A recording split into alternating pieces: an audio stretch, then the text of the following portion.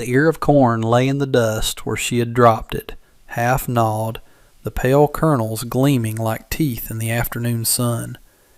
It was the only evidence that mattered. He had been tracking the rustle in his cornfield for the better part of an hour, expecting a coyote or maybe a stray buck. What he found, crouched at the edge of the rows, was a girl so slight she seemed woven from dust and shadow herself. His name, if he had one people used, had been lost to the trail years ago. In Redemption Creek, Nevada, in the summer of 1878, he was known only by the black stallion he rode and the deliberate quiet that clung to him like a second skin. He was the man who had bought the old Miller homestead, a place left to ruin, and had somehow coaxed life back into its tired soil. People left him be. A man with eyes like his, that seemed to measure distance and danger in the same glance, was not a man you bothered with small talk. His impossible position was that he had come to this place seeking silence, but the world insisted on making noise. And now, this. A thief. Not the hardened kind he was used to, with a gun on their hip and larceny in their heart. This was a Chinese girl, no more than 20, her black trousers and tunic smudged with the red dirt of his land. She stared up at him from beside his horse, her face a mask of terror, her hands empty except for the guilt that stained them. The social pressure in Redemption Creek was a palpable thing. The railroad had sliced through the territory, bringing with it gangs of Chinese laborers who lived in a makeshift camp on the far side of the town, a place most folks pretended didn't exist unless they needed someone to blame for missing laundry or a dry well. For him to be found with one of them, a thief caught on his land, was to invite a kind of trouble that couldn't be settled with a fast draw. He had caught her, and now he had to decide what justice looked like for a crime born of hunger. He swung down from his horse, the leather of his saddle creaking in the hot, still air. The girl flinched, scrambling back on her heels, ready to bolt. He didn't reach for the Colt Peacemaker at his hip. He didn't even look at it. Instead, he bent down and picked up the dropped ear of corn. He turned it over in his calloused hands, studying the small, desperate bites. He looked from the corn to her, and his voice, when it came, was lower than she expected, rough like burlap. "You can't eat it like that," he said. "It's field corn, tough as a boot." He held out a hand, not in anger, but in invitation. She stared at it, at the scarred knuckles and the clean trimmed nails, a contradiction that spoke of a man who worked with his hands but hadn't let himself go wild. After a long moment, a silence stretched thin between the rustling corn stalks. She placed her small, trembling hand in his. He pulled her gently to her feet. The decision was made.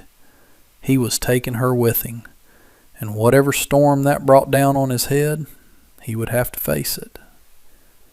He led her back to the small clapboard house he'd repaired himself, the black stallion following behind like a loyal dog. The house was spare, almost empty, containing a bed, a table, 2 chairs, and a cold stove.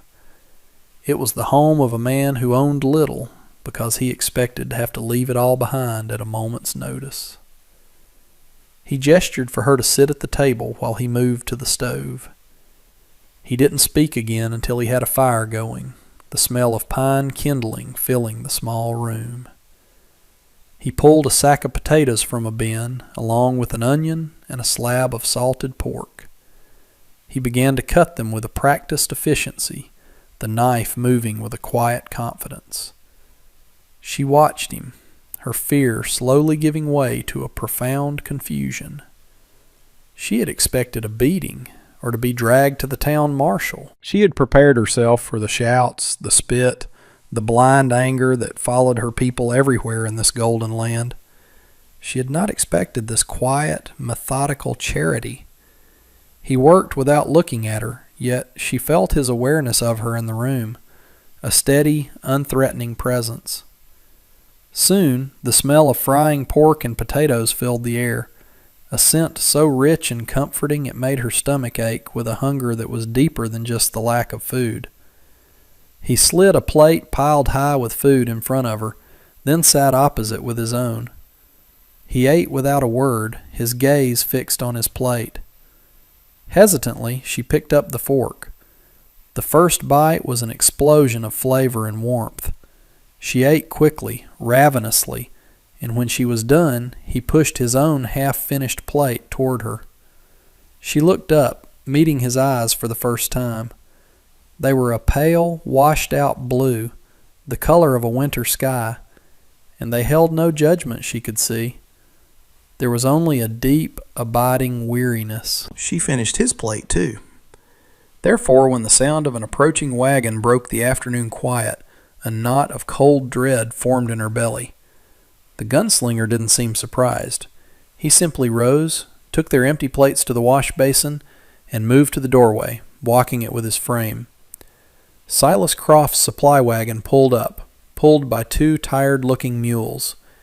Croft was a man who owned the general store, half the town's deeds, and an opinion on everything. He was a pillar of Redemption Creek, which meant he was a man whose weight could crush smaller people. "Afternoon," Croft called out, his voice a little too loud, a little too friendly. He didn't get down from the wagon. "Just making my rounds. Saw you had company."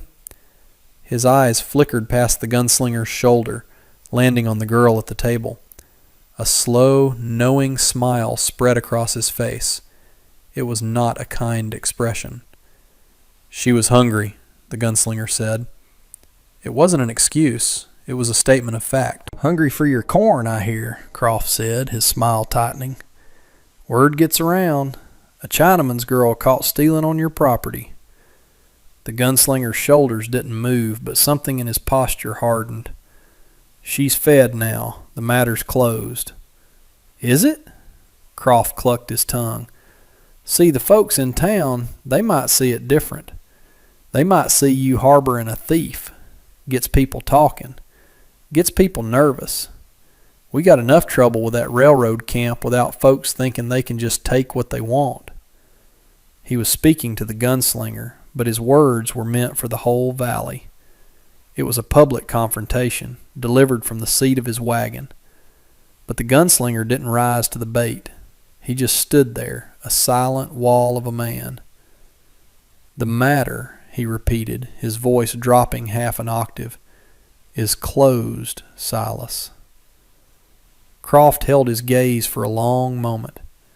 He was a man used to getting his way through pressure and insinuation. He wasn't used to meeting a rock he couldn't push. Therefore, he changed his tactic. "Fine, have it your way." He snapped the reins and the wagon lurched forward. "But don't come crying to me when you find more of 'em in your field. Or in your house." The threat hung in the air long after the wagon's dust had settled. The gunslinger turned back into the room. The girl, whose name he still didn't know, had her head bowed. He expected tears, but when she looked up, her eyes were clear. She gestured toward the door, then to herself, a question in her expression. He understood. She was asking if she should leave. He shook his head once. Not yet. He walked out toward the small corral where he kept his stallion and a spare mare. The mare was favoring her front left leg, a slight limp he'd been watching for a few days. He was checking the hoof when he felt a presence beside him. It was the girl. She pointed to the mare's leg, then to a patch of broad-leafed weeds growing near the fence line. She mimed crushing the leaves and applying them to the horse's knee. He watched her, skeptical but curious. She moved with a quiet certainty, gathering the plants, then using a smooth rock to mash them into a green, fragrant pulp against a piece of scrap wood. She approached the mare slowly, speaking to it in a soft, melodic language he didn't understand. The horse, usually skittish with strangers, stood perfectly still as she gently applied the poultice to the swollen joint, then wrapped it with a strip of cloth torn from her own tunic. He was stunned.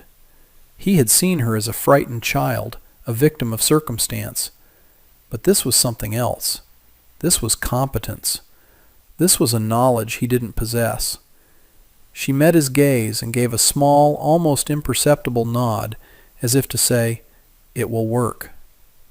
In that moment, his reading of her shifted entirely.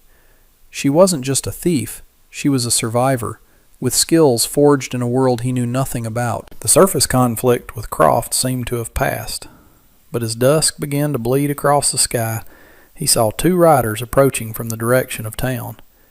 He recognized Croft's ranch hands. They weren't coming for a friendly chat. He had handled Croft for now, but he was about to find out that a man's wounded pride was a more dangerous thing than his fists, and Silas Croft had an abundance of both. The two ranch hands reined in their horses a dozen yards from the porch, staying just outside the comfortable range of a pistol. They didn't dismount. The taller one, a man with a sun-scorched face named Jeb, acted as spokesman. "Croft sent us," he said, his voice flat. "He's concerned about his property." "I don't have any of his property," the gunslinger replied, his tone just as level. He remained on the porch, not moving toward the gun at his hip, but perfectly balanced on the balls of his feet. The girl was inside, out of sight. "He ain't talking about supplies," Jeb said, spitting a stream of tobacco juice into the dust. "He's talking about the girl. Says she's a thief. Says it ain't right for her to be here. He wants her brought to town." "She's under my roof," the gunslinger said. "She stays." The second rider, a younger man with nervous eyes, shifted in his saddle. This wasn't what they had signed on for. Confronting the quiet man from the Miller place was proving to be as unsettling as the rumors suggested. "Now look," Jeb pressed, trying to sound reasonable. "Nobody wants trouble, but the whole town's riled up. You keeping her here, it's like you're siding with them against us. It ain't natural." The gunslinger took one deliberate step forward, off the porch and into the yard. The movement was small, but it changed the geometry of the confrontation entirely. "I'm not siding with anyone," he said, his voice carrying in the evening air. "I'm telling you to get off my land." For a moment, nobody moved. The sun dipped below the horizon, casting long, distorted shadows. Jeb's hand twitched, hovering near his own sidearm. It was the moment of decision. The gunslinger didn't flinch. He just watched, his pale eyes seeming to absorb the last of the light. He wasn't threatening them, not with words. He was simply presenting them with a fact as solid as the mountains behind him. To get to the girl, they would have to go through him. And they suddenly found themselves unwilling to pay that price. Jeb cursed under his breath, yanked his horse's reins, and wheeled the animal around. The younger man followed without a word. They rode off, leaving only dust and a tense silence in their wake. Later that night, they sat on the porch as darkness settled completely. The air cooled, carrying the scent of sagebrush and dry earth. For a long time, neither of them spoke. The vast, starry sky of the Nevada Territory arched over them, indifferent and immense. "They will be back," she said. Her English was perfect, unaccented, and it startled him more than a gunshot would have. He turned to look at her. In the dim light from the open doorway, her face was calm, her earlier fear replaced by a quiet resignation. "You speak English," he stated, the surprise evident in his voice. "My mother was a missionary's daughter," she explained. "She taught me. She believed it would be my shield in this country." She gave a small, sad smile. "She was a very hopeful woman." He absorbed this new information. "What is your name?" "May," she said. "May," he repeated softly.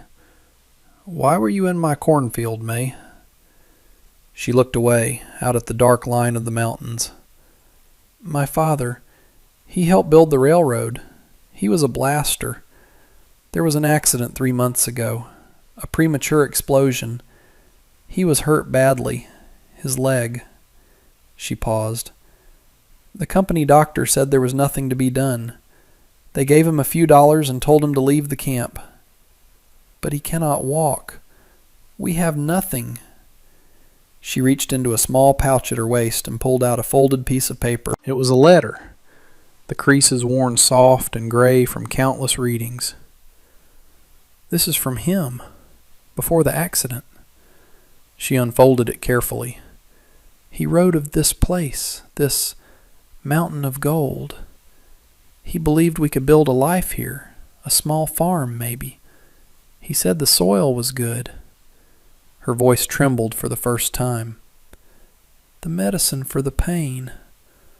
The man in town who sells it, it costs $2 a bottle. I earn 20 cents a day washing for the saloon. She didn't need to say anything more. The arithmetic was brutal and simple. He understood now. It wasn't theft.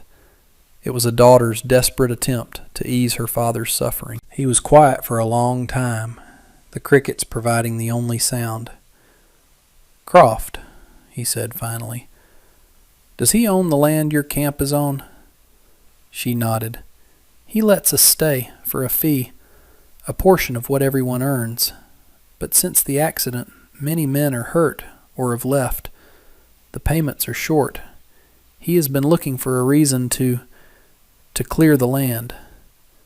And now Croft had his reason. A thief from the camp, harbored by an outsider. It was the perfect excuse. What had started as a girl stealing an ear of corn had become something much larger and more dangerous. It was about land and money and the power to erase people who had become inconvenient. The next morning, a notice was posted on the door of the general store. It was a formal territorial eviction order, citing a violation of the lease agreement and the harboring of a criminal element. The entire Chinese camp was given 48 hours to vacate Silas Croft's property. A crowd had gathered, reading the notice with a mixture of grim satisfaction and nervous apprehension. This was an escalation, a move that could easily spill into violence. The gunslinger now faced a choice that would define him and Redemption Creek forever. He could send May away, back to her people. He could ride out himself, disappearing as quietly as he had arrived, leaving the town to its ugly business. It was the safe choice, the sensible one. It was the choice the man he used to be would have made without a second thought. But looking at May as she stood by his corral that morning, checking the poultice on the mare's leg, which was already visibly less swollen, he knew he couldn't. Her quiet dignity, her fierce loyalty to her father, had touched something in him he thought was long dead. He made his decision. It cost him the one thing he had come to this valley to find, his anonymity. He saddled his black stallion, but instead of riding for the hills, he rode directly into town. He didn't have his gun belt on. In its place, he carried a worn leather satchel. He was not going to fight Croft with bullets. He was going to fight him with the law. By the time the first autumn chill settled in the valley 3 months later, Redemption Creek was a different place. The gunslinger, whose name the town now knew was Elias Thorne, had walked into the territorial clerk's office that day and unrolled a set of survey maps that were more accurate than anything the county owned. In his satchel were land deeds and federal homestead claim filings. It turned out Elias Thorne was not just a drifter with a fast gun. In a life he never spoke of, he had been a surveyor for the Union Pacific Railroad, a man who understood the intricate and often abused laws of land acquisition in the territories. He had challenged Silas Croft's claim to the land the camp was on, proving in front of the circuit judge that Croft's deed was based on a fraudulent survey marker. The eviction notice was nullified. Croft, exposed and humiliated, found his influence in the town wither like a vine cut at the root. The railroad, needing to acquire right-of-way for a new spur line, ended up bypassing Croft and dealing directly with Elias. He negotiated a fair price for the land, with a binding addendum that the current residents of the camp be given legal title to a small, permanent section of their own, complete with water rights. That wasn't all. Elias had sent a telegraph from the station office, a long and detailed message to a former associate in San Francisco who now worked as a lawyer for the Central Pacific. He laid out the case of the injured workers, May's father among them. Weeks later, a representative from the railroad arrived, not with threats, but with a settlement. It wasn't a fortune, but it was enough for medicine, for food, and for the quiet dignity of not being forgotten. May's father began to recover, and May herself, she had transformed a barren quarter-acre of Elias's land next to the creek into a thriving market garden. Using seeds she had carefully carried from her home across the ocean, she grew greens and melons the likes of which Redemption Creek had never seen. Twice a week she would load a small cart, one Elias had built for her, and sell her produce in town. At first people were hesitant, but the quality of her vegetables spoke for itself, and soon her cart became a regular stop. The whispers about the Chinese thief were replaced by conversations about May's melons. The community's judgment, once so swift and harsh, had been quietly, concretely reversed. One evening in late September, they worked together, harvesting the last of his corn before the frost could claim it. The air was crisp and clean. Elias moved down the rows, his movements sure and steady. He had filled his basket and was starting on another when he saw May watching him, a small smile on her face. He stopped, pulled a full, heavy ear from its stalk, and peeled back the dry, rustling husk. The kernels were a deep, rich gold, hardened for grinding into meal. He walked over to her and held it out. She took it from his hand, her fingers brushing against his. She didn't bite into it this time. She held it as if it were a treasure, a symbol of the harvest, of a home, of a future that had once seemed impossible. They stood there for a moment in the fading light, the scent of the earth rising around them, partners in a life they had built not from violence or fear, but from a shared and stubborn decency. A man's reputation, Elias had learned, is just the story other people tell about him. It's a flimsy thing, easily torn.